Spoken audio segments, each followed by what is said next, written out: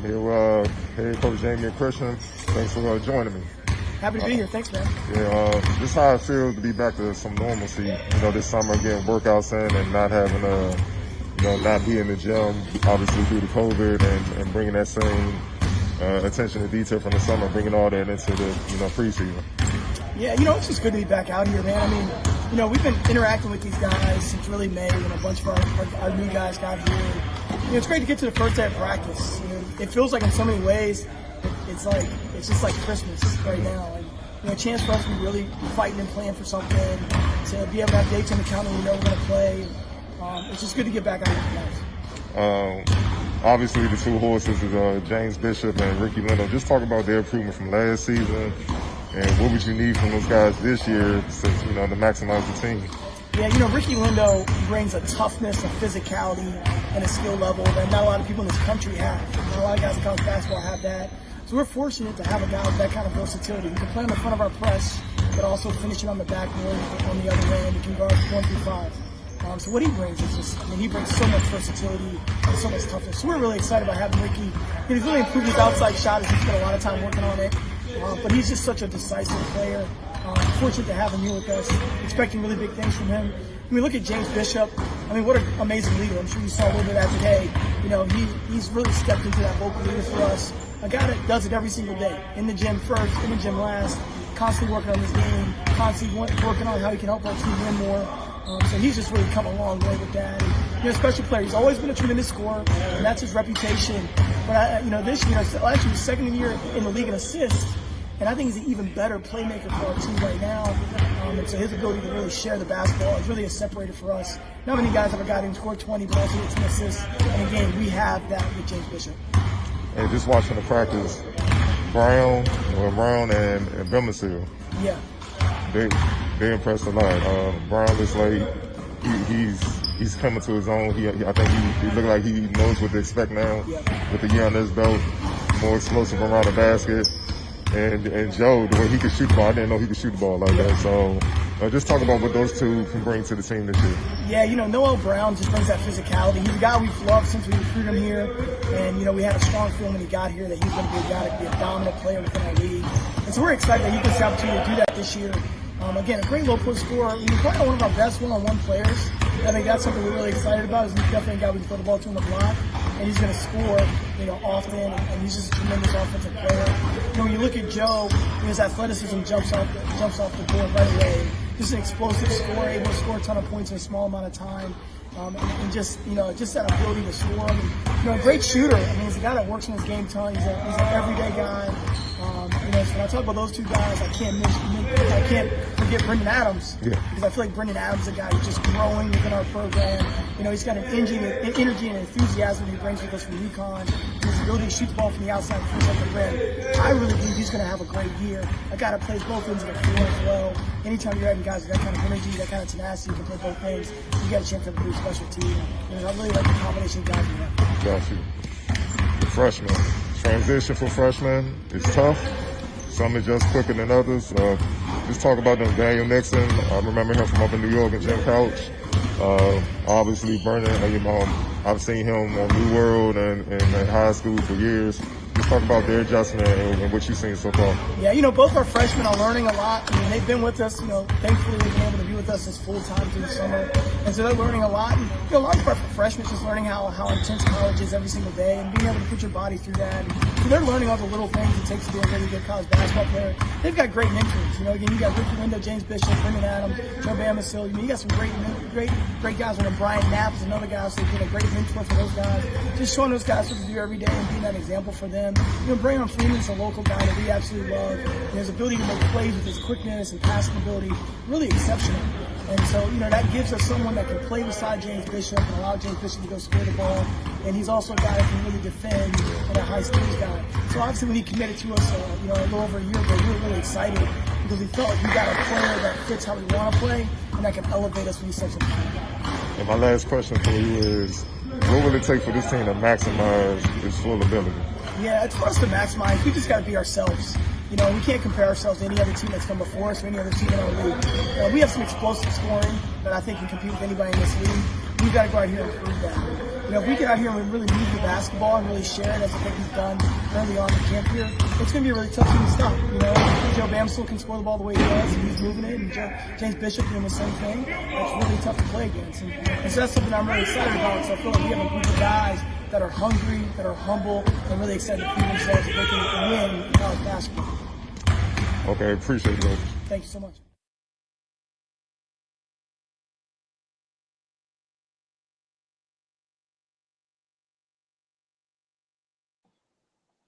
Good evening, everybody. Welcome to the Focus TV. Special thanks to Cardell for sitting down with George Washington, basketball head coach Jamion Christians for the men's team. We got a lot to get through tonight. Octavia, NFC East is moving as always. Keith is back with the Pac-12. They're acting a fool over there. Some people that were ranked high, those numbers in front of their names are gone. Won't be seeing that for a while. DC United suffered a heartbreaking loss. Going to talk some WNBA playoffs as the semis continue. Going to get to a little bit of Wizards basketball. As you know, the preseason, they open the preseason slate tonight. And if time permits, we're going to see what Cardell has for us in rapid fire. But as always, again, welcome to the Focus TV. Octavia Wyatt, Raymond Lyons, Cardell Dudley Jr., Wilson Tarpe Jr., and Rodney's floating around here somewhere putting up these graphics that we enjoy so much. But Octavia, what's going on in NFC East?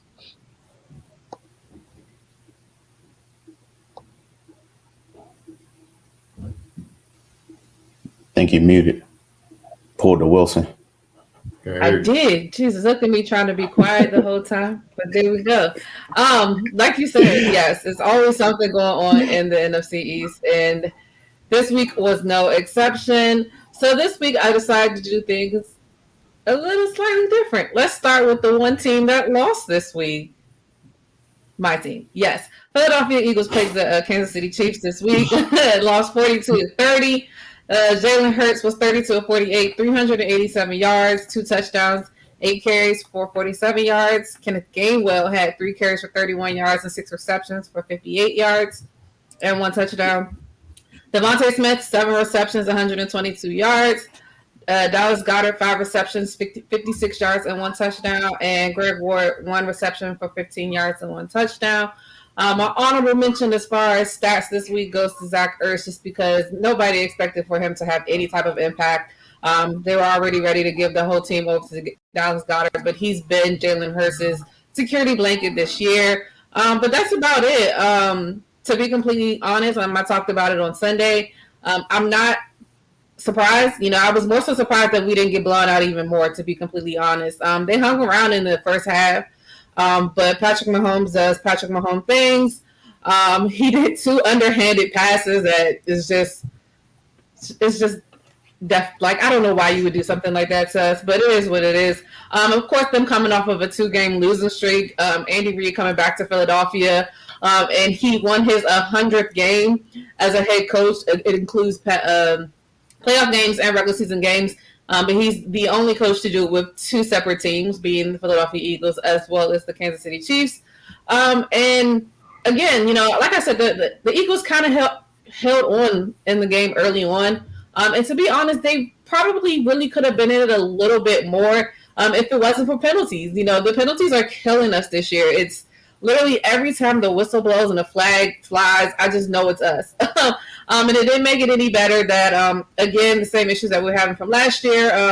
A makeshift offensive line. Again, this week we only had 1 original starter on the offensive line. It's the same one that we had last year, which is Jason Kelsey, who is a steadfast in the middle as the center. Lane Johnson was slated to play, but he also had to not play this week due to personal reasons. The other ones are all injured. Stiamalu, Mailata, and Brooks.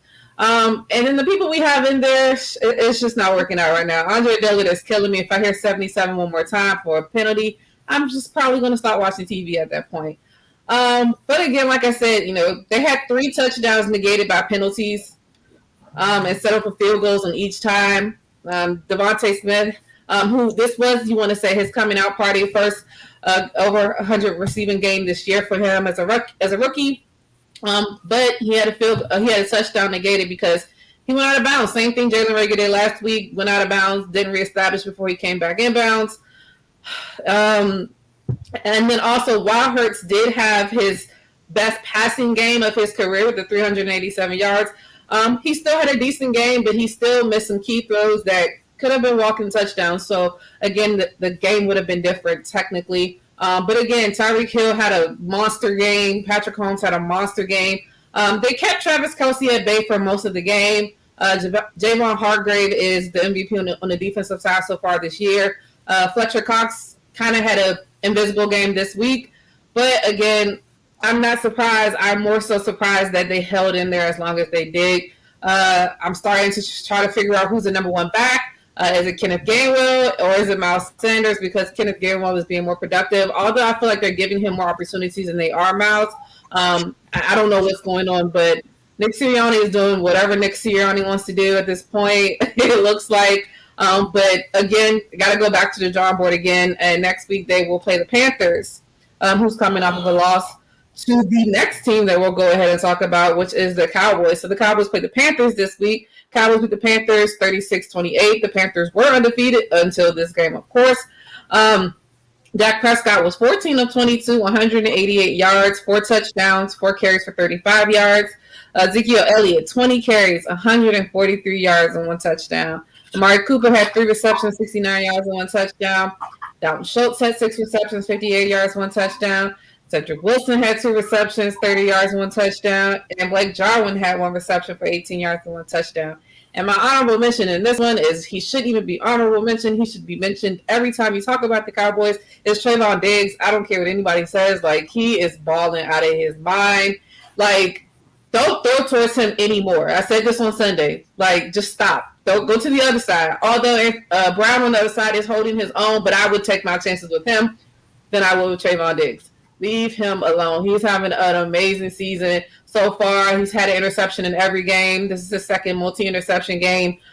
He's just having a dominant performance at this point, coming off of course, being the defensive player of the year of the month for September with all those interceptions. So again, he's having a great start to his 2021 season. But then again, let's talk about Elliott, Zeke Elliott. A lot of people, like I said last week, were saying, who's the lead back? Is it him or is it Tony Pollard? It's Zeke. Let's just go ahead and stop talking about it. Tony Pollard is a great addition to the running game for them. They finally have, which you would kind of want to see, a 1-2 punch. If they're both able to sustain this for the entire year, it keeps them both pretty healthy. They don't have to have such a heavy workload every week. So that way, when they get deeper into the season, of course, with a 17-game season this year, and then get closer to the playoffs, which I'm pretty sure they're going to make the playoffs. I know it's hard for me to say that, but they're going to win the NFC East. There's no comparison. Unless something crazy happens, they will win the NFC East. So they will make the playoffs. Ezekiel Elliott, like I said, Ezekiel Elliott had 143 yards. His first time rushing over 100 yards this year. Just their total offense on the ground was 245 yards against the Panthers defense, who was top rated coming in this week. And it just made it look super, super easy. Yeah, I mean, there's not really much more to say. It's just Dak looked great. Amari Cooper had a great game. The only thing that I would really point to in this game is, CeeDee Lamb had 2 receptions for 13 yards. Again, people keep going back and forth. Who's the number one? It's Amari. Let's talk about it. It's him. CeeDee is going to be great. He has the potential of being great. We've seen him be great, but it's Amari every time that you need it. And imagine they're doing all of this without Michael Gallup. They're missing key players on defense as well. So I hate to say it, but they look good. Like, I just can't be that person to be like, oh no, like, I'm just going to overlook it. They look really, really, really good. So, of course, my only thing is how long can they sustain it? Is everything going to stay this way as the entire season goes on? But as of now, all signs point to yes. Next, we'll go ahead and go to another team that was 0-3 going into this week, but they were also able to get a win this week in their first of the year. So the Giants played the Saints this week, and the Giants were victorious 27-21 in overtime. Their next, Daniel Jones had 402 yards, 2 touchdowns, 1 interception, 4 carries for 27 yards. Saquon Barkley, 13 carries, 52 yards, and 1 touchdown, and 5 receptions for 74 yards and 1 touchdown, so rushing and receiving. Kenny Golladay, 6 receptions for 116 yards. Kadarius Toney, 6 receptions for 78 yards. And John Ross, who was just elevated off of injured reserve, was 3 receptions for 77 yards and 1 touchdown. It looks like Saquon is getting his motor back. He's getting his legs back. He's getting back into being the dominant, player that we've seen. Yeah, he didn't have a lot of rushing yards, but he impacted the game when it needed it the most. Nobody thought the Giants would go into the Saints Dome, their first game back from playing in front of their fans for almost over a year with the pandemic from last year and then the hurricane that they just suffered. So this is their first game home this season, even though it's not technically their first home game. Nobody thought that they would go in there and, get a W. Again, being 0-3, Daniel Jones had a good game. Yes, he still has some issues with the turnovers, but they have seemed to be a little bit more under control lately. He had a dominant game. Like I said, 402 yards, 2 touchdowns. He carried the ball for 27 yards. And it's nice to see what happens when they go to the other wide receivers that they have. Again, Kenny Golladay got brought in this past offseason to be the guy. Kadarius Toney was just drafted by them this offseason as well. With no Sterling Shepard and no Darius Slayton. It was nice to see Kadarius Toney. You could see how explosive of a player he can be if they get him more involved. I'm wondering, just like Keith talked about on Sunday, are they going to change up the depth chart? Will Kadarius finally go in front of Darius Slayton? I feel like Sterling Shepard is, Daniel Jones' security blanket as well. But obviously, just this past game, you can see what they can do. Now, their offensive line also had a pretty decent game as well. Jones dropped back 42 times. He was only hit 6 times, had no sacks. In the preseason, first couple of games of the season, he was running for his life. So it seems like they're finally getting together an offensive line.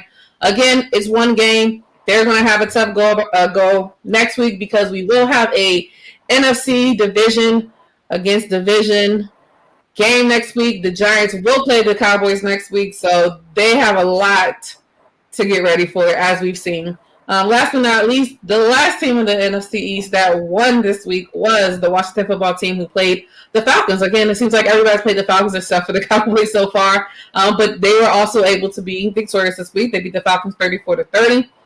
Taylor Heinicke, 23-33, 290 yards, 3 touchdowns, 5 carries for 43 yards. Antonio Gibson had 14 carries for 63 yards and 1 touchdown.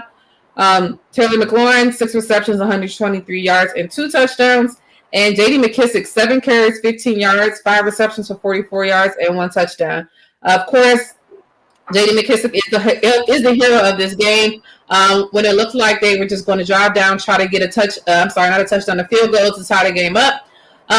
J.D. was able to get open. Taylor was able to find him, and the effort alone was amazing. You could see, they could have just settled for it, but you could see the effort, and it seems like J.D. McKissick seems to be always around when they need stuff like this. He's had another game like that earlier this season where he put himself on the line and he went out there and he did what needed to be done to get them in a good position. Taylor Heinicke, I still don't think he's the answer forever, guys. I don't think so. But he is doing a great job for them right now in the role that he has to play. If Fitzpatrick comes back, I still think they go back to Fitzpatrick. That's my mindset. Taylor is doing great. Maybe he's having other people take notice of him. Maybe he'll end up somewhere else. Honestly, still don't think so, but he's having a good year. Of course, 290 yards, 3 touchdowns, no takeaways for him this week. So he's having a good game. A good go around.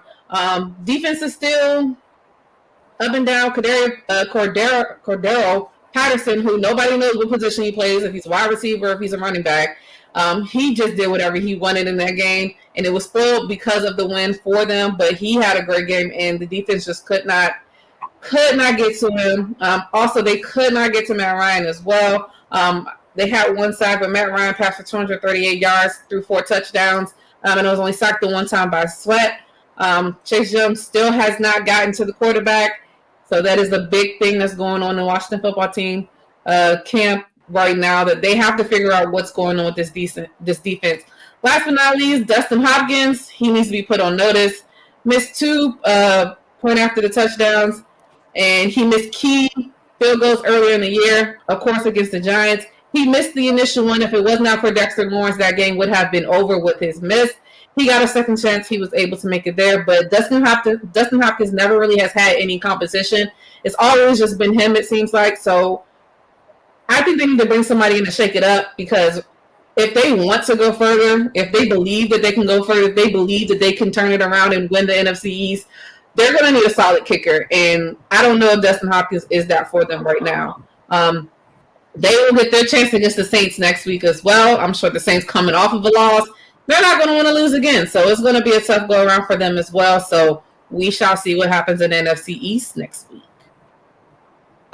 All right, from the NFC East over to the Pac-12, the passes along to Keith, and that'll be followed by our first break, and we'll see you guys when we return. Again, Keith's up next with the Pac-12 segment.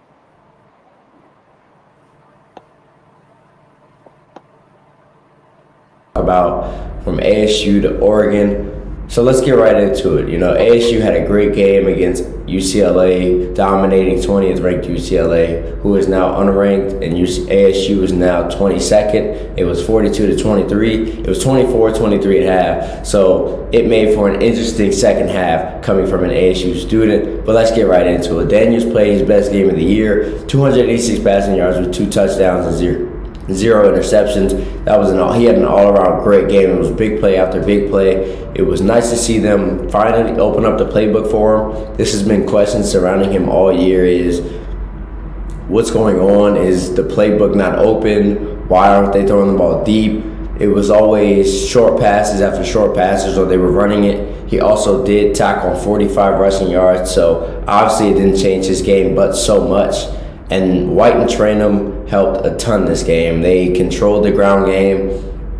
Rashad White had a big run for a touchdown. So they definitely contributed a lot to helping Jaden Daniels open the playbook and extend that deep ball. Because, when the running game is working, that's when the defense has to come up. They have to stack the box, play different linebackers at different positions. Their will linebacker has to play at a different position. So for their running backs to have such a positive game and positive effect on the game, that means the defense has to step up. That's when ASU went over top, and Ricky Pearsall was the guy for that. He stepped up today. When you need a big game from a big guy in a big moment like this was ASU's only second game on ESPN. So obviously it was a big game.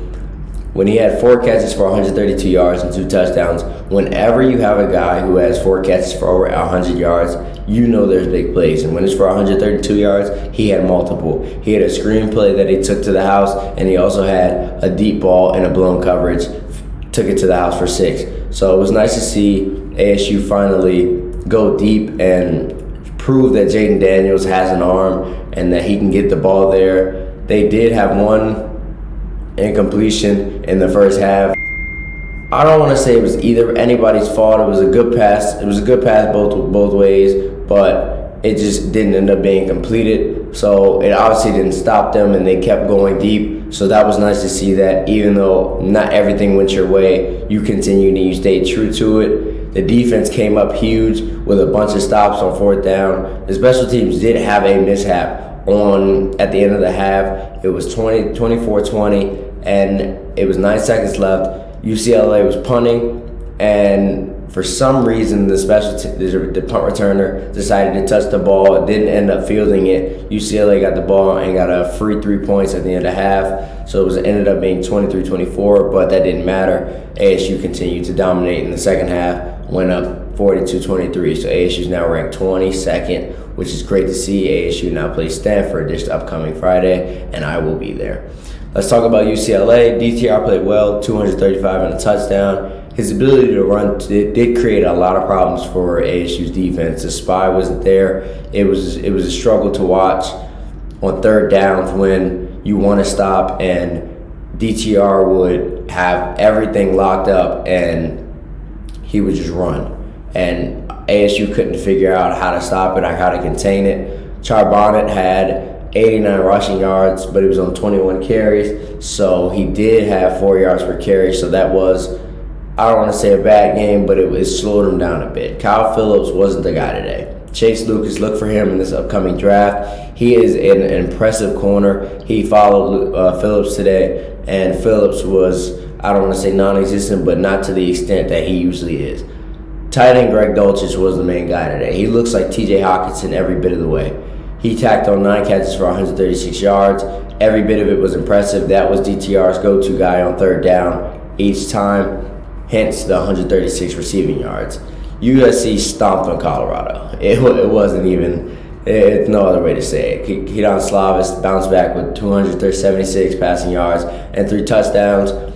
I'm not going to hop on the bandwagon and say that he's back, but he's got to show that he can continue this against teams that he's supposed to be and teams that he's not supposed to be and continue to dominate. Keontae Ingram has another 100-yard game with 124 rushing yards. And my guy Drake London dominated with 6 catches, 130 yards, and a score. I'm excited to see him to keep improving and keep improving his draft stock as we go. Colorado running back struggled again. Jarek Broussard, only 68 rushing yards. It was an all-around bad game for Colorado. Nonetheless, you have to get Jarek Broussard the ball and just let him be him. When he gets the ball in space, that's when things start to happen. That's when Colorado scores points. They failed to do that, hence the score of them losing 37-14. That wasn't a good game for them, so they've got to bounce back from that. Third-ranked Oregon, falls to Stanford. Oregon had a questionable call. 2 minutes, 30 seconds left. They had the ball at midfield.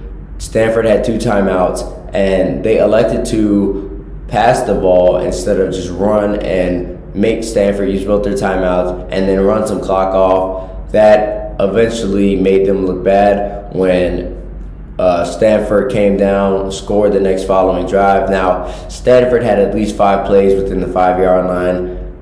It took them all 5 to score. They scored on the last one. They got a flag on the last one, which created an untimed down, which they threw another fade route. They threw like 3 of them in a row. The last one eventually worked. They scored.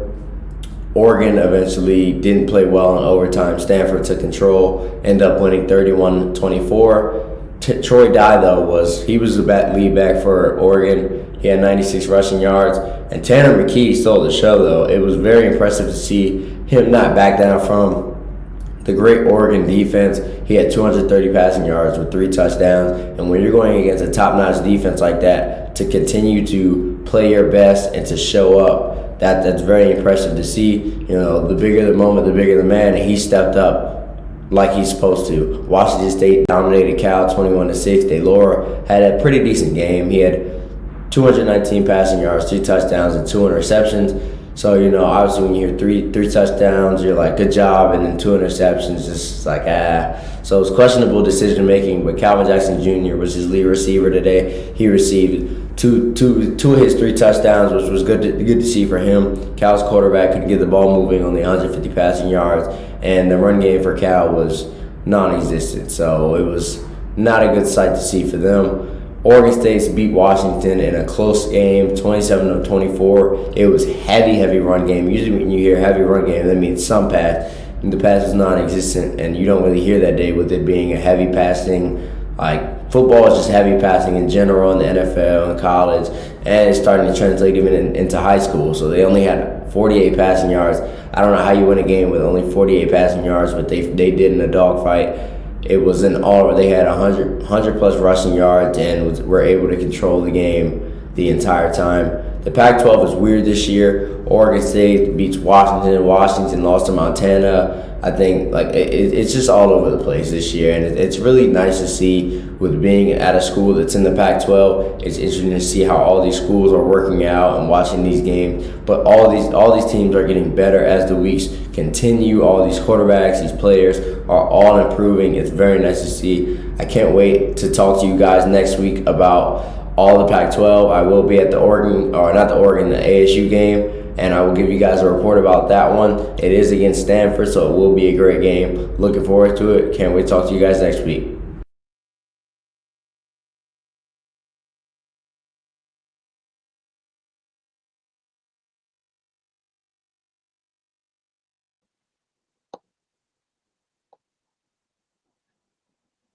Welcome back to the Focus TV. Thank Keith for knocking out the Pac-12 segment this week. As I said, DC United, on the road, tough game, a really, really tough way to end it. It's 1-1. It's stoppage time. I think they said it was going to be 6 minutes. It ended up being 8 minutes. Cool, not a big deal. But the key moment was in the 96th minute. It appeared that an Orlando player knocked the ball out of bounds close to the near post for DC United. So the Black and Red thought they were just going to it was going to be their ball to be a goal kick. Game tied at 1. They're going to leave in Orlando with the draw, 1 point. I think at that time would have moved them up to third place in the East. It's not a bad thing. You go on the road, tough environment. Gave up a goal in the first half, like 15 minutes after you scored, but you held things even. Unfortunately, the official, and again, human error at times, the official said that Russell Canals kicked the ball out of bounds. They showed us the replay, just on a broadcast version, watching at home, and it was one of those. It was just a really bad call. I don't even know a nice way to set it up. It was a disgusting call, and to make matters worse, Orlando takes the corner kick, and Daryl DK does what he does best.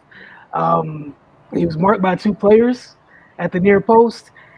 Body, big guy, found his way in between 2 of them, flicked the header. It went past Hamid. The header went to the far post, and literally 45 seconds after that goal, you heard the familiar 3 whistles saying that the game was over. So it was a tough one for DC United. Julian Russell scored the opening goal just 6 minutes into that one with a rocket of a shot.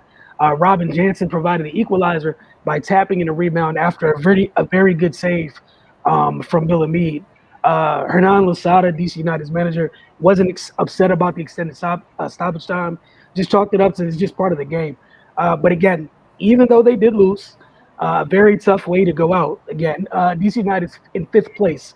They'll host Nashville SC on October 16th at Audi Field with a chance to move up into the standings. So they could have been 3rd if they maintained the draw, thanks to some other games and how those results played out. They got up on Sunday morning and, they were in 5th. Things could have been worse. They could have been 7th. They were in 5th. So they're still in the thick of things. And, much like we were talking about with the Mystics in down the stretch, the WNBA standings, it's, again, like a draw would have moved them to 3rd. It's that close. You got 4 teams tied with 40 points in the standings. DC United's 12-12-4 on the year. As for 9-4-50 breakdown, this week Jamal Hayward will be breaking down a mid-post scoring move. Again, he's breaking down a mid-post scoring move. Be followed by our second break. When we get back, we're going to talk some WNBA playoffs because we have some really interesting game 3s to discuss.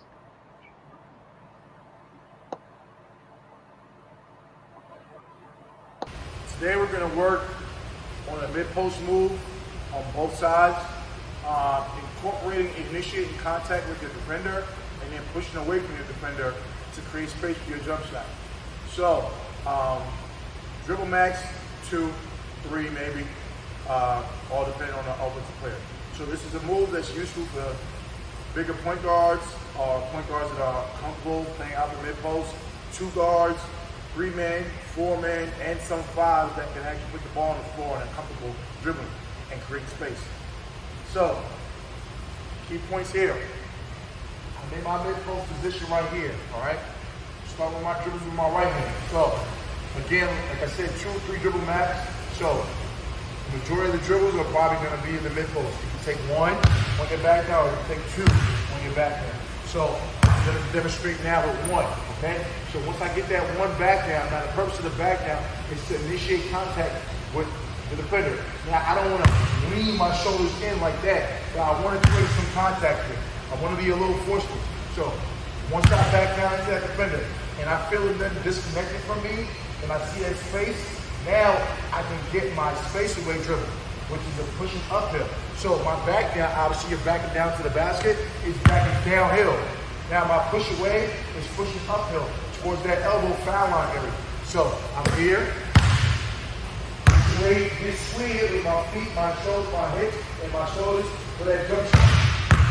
So again, like I said, you can do it with 1 or 2 dribbles on that back end. I'm going to be here, going up. So I'm going to show it with 1 dribble.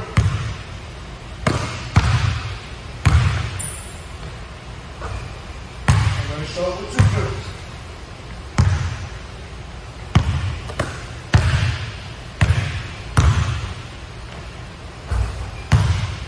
Same thing on this side. So one dribble.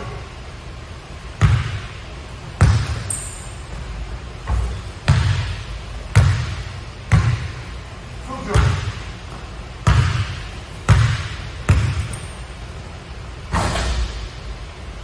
So then, purpose of the back now is create space. Once you feel like the defender getting off of you, you push away for that jump shot.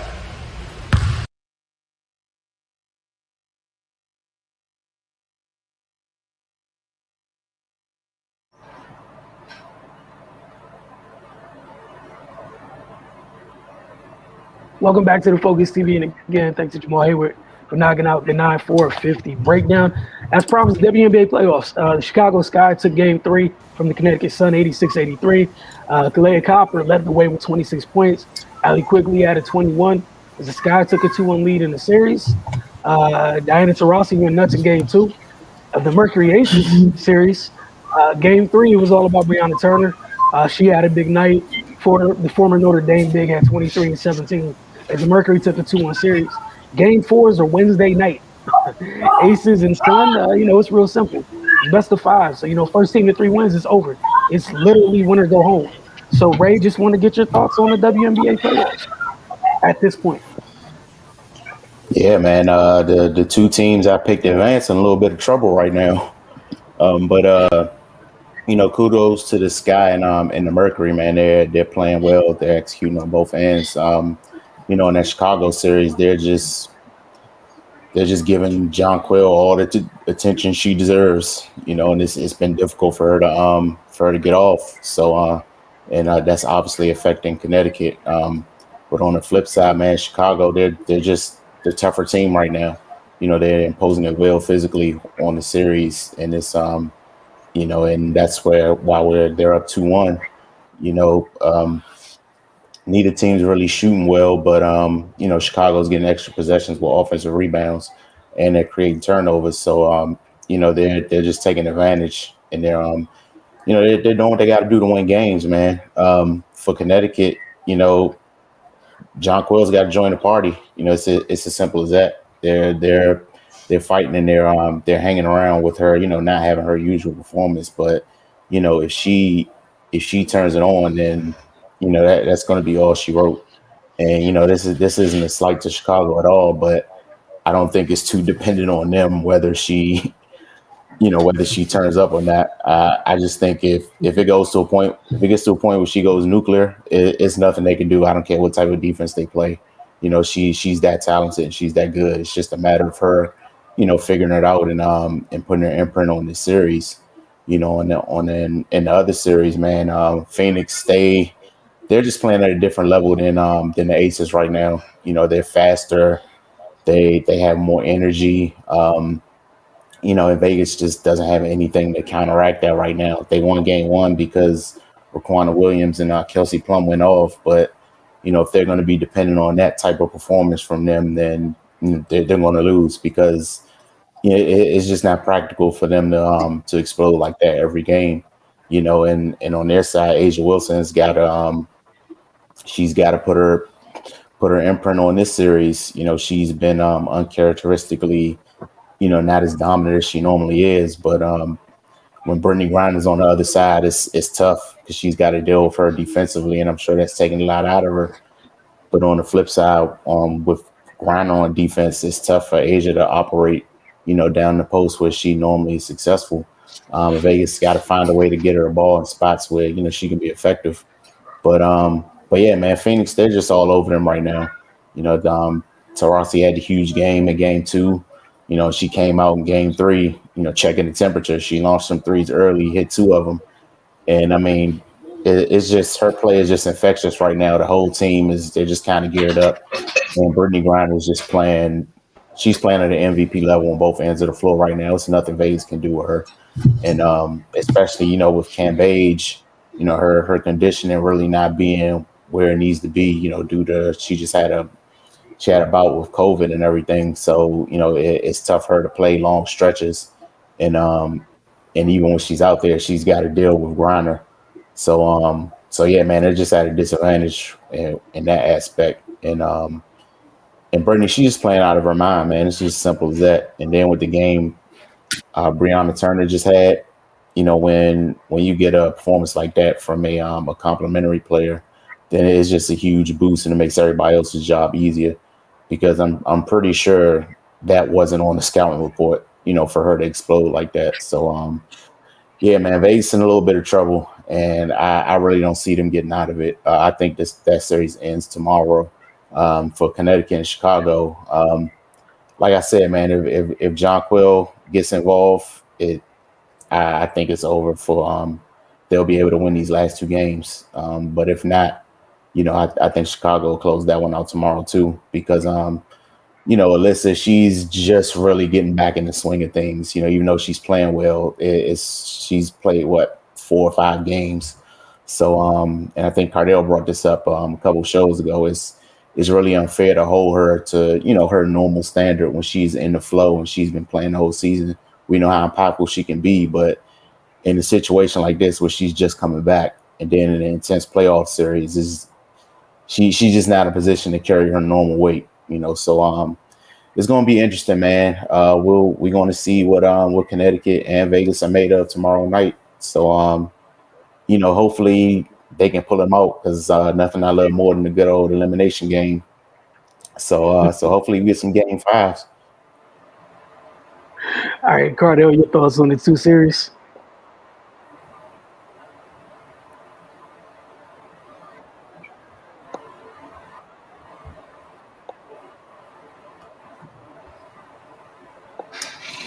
Yeah, for me, for the Sons of the Sky, it's just the backcourt.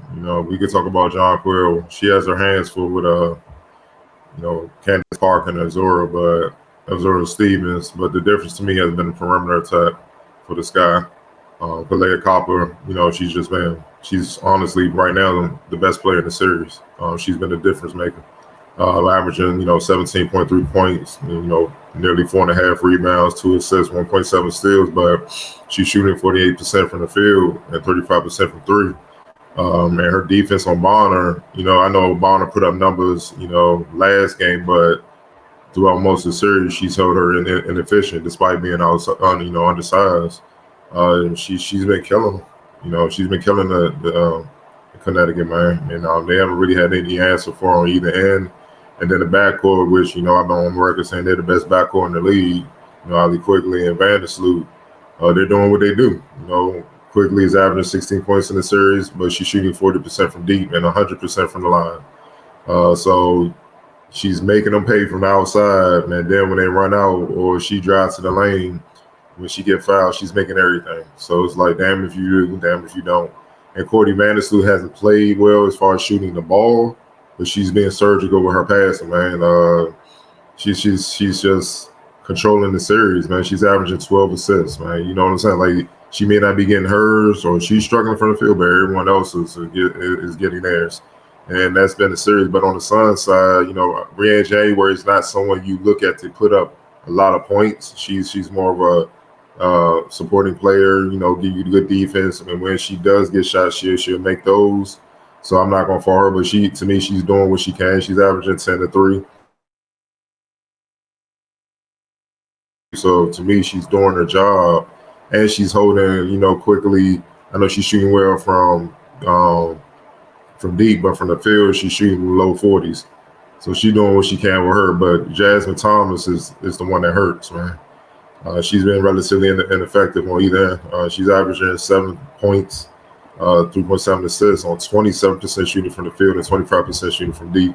And to make matters worse, she's averaging nearly 4 turnovers a game, man. That ain't gonna cut it. And if she brought her normal production, it opens things up for Jonquil and maybe a different series. You know what I mean? And that's been the difference. We was looking at the front court coming in, but the backcourt edge is been glaring. You know what I'm saying? It's heavily tilted towards Chicago side, and it's just unfortunate. They guard play gonna have to step up, and we're not even gonna get into the Suns bench because they have, outside of Lissa, they haven't really got much production, man. So one of those guards gonna have to wake up, man, and it's do or die. If they don't wake up, the season's over. It's time to go back to the crib. And as for the Aces and Mercury, man, I feel like Diana Taurasi took their soul when she exploded on them. It was nothing they could do. They haven't recovered. You know what I'm saying? Like, and the front court has just, man, they've dominated Cam Hodge and Adrian Wilson, man. You know what I'm saying? Like, I didn't expect this, man. Like, to really put things in proper perspective. Just bear with me. Adrian Wilson's averaging 11 and 8 on the series, and she's shooting 38% from the field. She's a technician, one of the best post players in the league, and she's shooting 38% from the field. Cam Hodge, like Ray said, she's been battling COVID. Like, she's not her normal self. 11 and 4, but even if she was her normal self, she still got to deal with grinding. But on the Mercury side of things, Brittany Grime has been dominant, 22 and 8, 5 assists, 2 blocks. She was 60% from the field. Taurasi, like I said, she took their soul, man. She's averaging 20. She's looking like Taurasi MVP, best player in the game. Taurasi, 22, 5, and 4, but she's shooting 48% from the field, 43% from 3, and she hasn't missed a free throw all series. It's just ridiculous. And then Breonna Turner, she's averaging a double-double, 13 and 11, 2 blocks, and she's shooting 68% from the field. That's a series right there. They're just doing whatever. They're getting whatever they want. And the Aces, they're not fighting back. And I hate to say it, just watching the games, it looked like maybe the boys from the sideline ain't getting through like it used to. You know what I mean? Because they just, it's like they tuned it out. It's kind of like they're already in vacation mode, man. And to see them possibly put together and win 3 games in a row, that'd be tough, man. I gotta see it. It would have to take something big to happen, like grind to go down, something like that. Then that changes everything.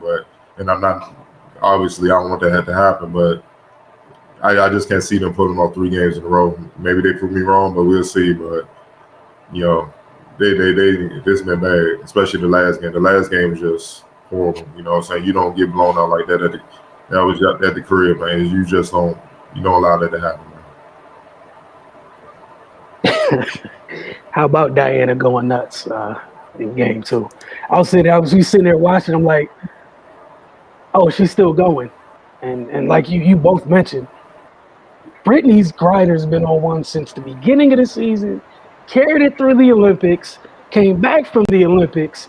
She hasn't dropped the ball at all this year. Like, I can't even think of like a stretch of games where like it dipped a little bit. Just consistently this year, she's been amazing. But Octavia, you got 2 game 4s tomorrow, 2 possible elimination games. Who do you like in those 2 tomorrow? For me, you guys, of course, you guys always go through all of the perfect things. It's surprising to me as well. But I love games like this. I love underdog stories, to be completely honest. I love when the team that you think is going to win is not winning and it's the other team. And the Phoenix and the Aces series, like, I really think that Phoenix is gonna pull it out. I think, just like Cardell said, I think Diana Taurasi got their heart. I think it's over. I don't see the effort like I did. And Grinder's been going off.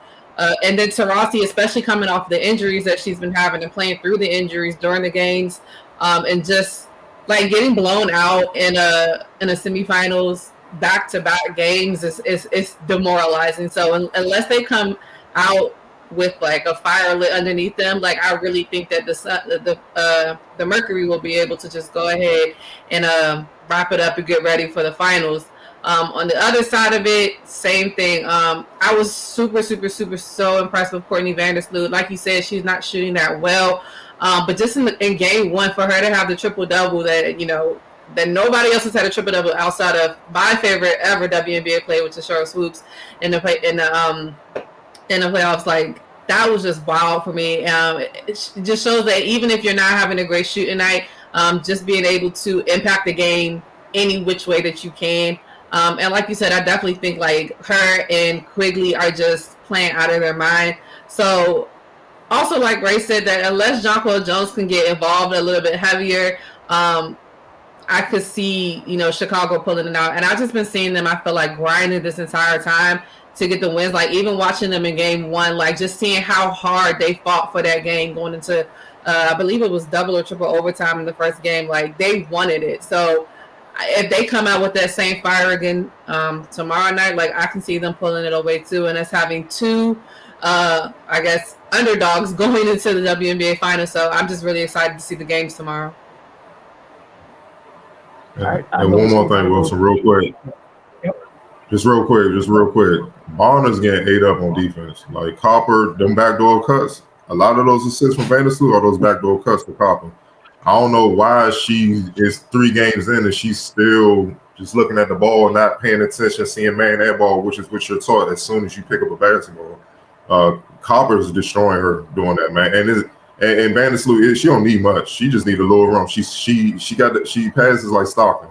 She don't need a lot of room. And if it's daylight, she's gonna get you the ball when you score. And she's surgical with it. So that's what's really killing Connecticut. And it's not just her. Quigley and Parker, all of them are getting them at times, but they're really abusing Bonner. And it's little details because the games for the most part have been close. It's just little details that the Suns have to clean up, along with their backcourt elevating their play. If they're gonna make this a series, man, it's bad. It's like I know film session, that was a tough one. I know she was sitting back in the hoodie like, damn, she Copper tearing her ass up. With the hoodie on, pulled real tight. Kenny from South Park. Sometimes it be like that in a film session. That's some humbling joke. You can't even say that. It's like, dang.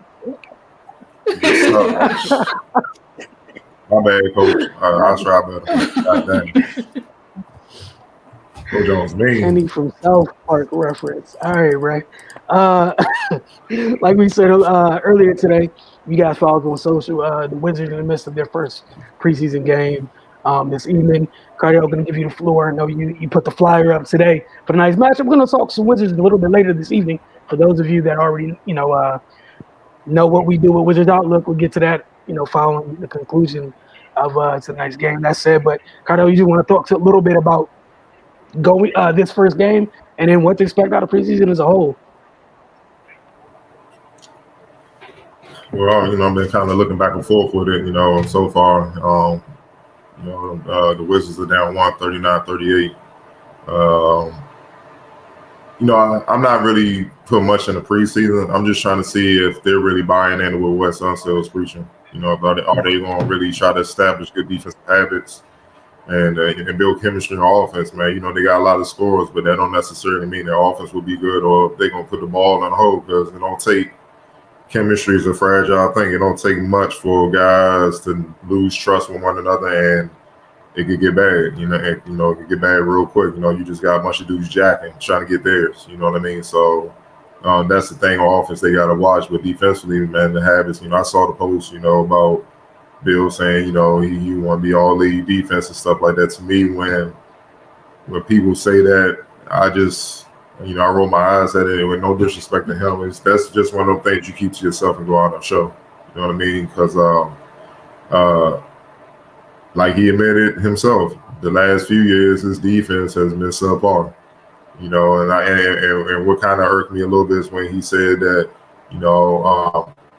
due to me having to score so much, I couldn't devote the energy on the defensive end. I'm like, man, look, I don't want to hear that. I've seen way too many great players play better offensively, but still be all league defense first team. Starting with the GOAT, you put Kobe in that mix. It's a lot of players that's gotten it done. So that's no excuse. Kevin Garnett's another one. Tim Duncan, they get it done on both ends. You know what I'm saying? And if if you're supposed to be that dude, you get paid like that dude, you're supposed to bring it because more than likely you're gonna have to start in the league guard on the other side. So. It starts with him. He's a franchise player. So if he takes shortcuts, what's they going to say about everybody else? You know what I mean? Unless it's just ingrained in them. Like, I know Aaron Holiday going to strap because that's just him. But overall, it's going to give everybody else an excuse not to. And, that's what I'm looking at, man. Just building habits because to build the right habits, it doesn't happen overnight. It's going to take time.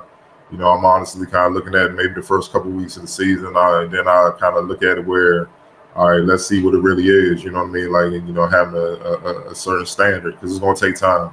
Plus, it's a new team. A lot of new faces, a lot of new players. They try to see who they can fit. And then Rui is not there. Denny's not playing. TB is not there. So It's a lot that they still got to incorporate, man. But I'm just paying attention to the habits. All right. Again, Wizards Outlook. We got 2 preseason games this week. We got tonight, and I believe, I want to say Saturday night.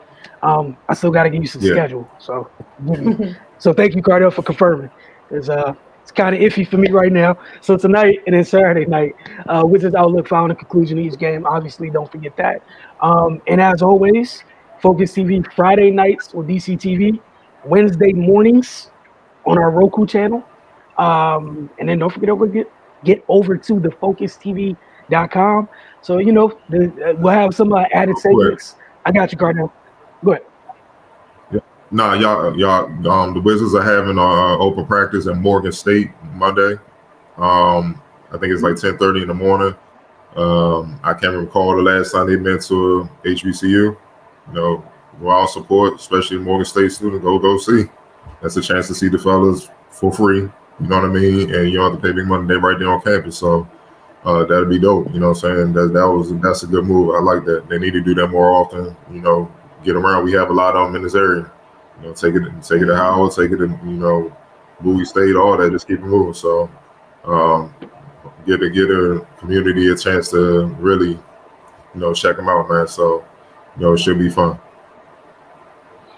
Appreciate that. And with that, we will see you guys next week, same time, same place as always. And I can only imagine what the storylines will look like next week across each and every segment. So enjoy college football this weekend. Enjoy NFL football this weekend. Enjoy NBA preseason because already we've seen some crazy stuff. And as Cardell just said, like, hey, look, y'all, it's preseason. Everybody take a deep breath. It's been like 48 hours. Some of y'all, y'all just couldn't wait to get these things off. It's literally been 48 hours. Relax. It's a long year. Got a long way to go. Y'all have a good night. We'll see you guys soon.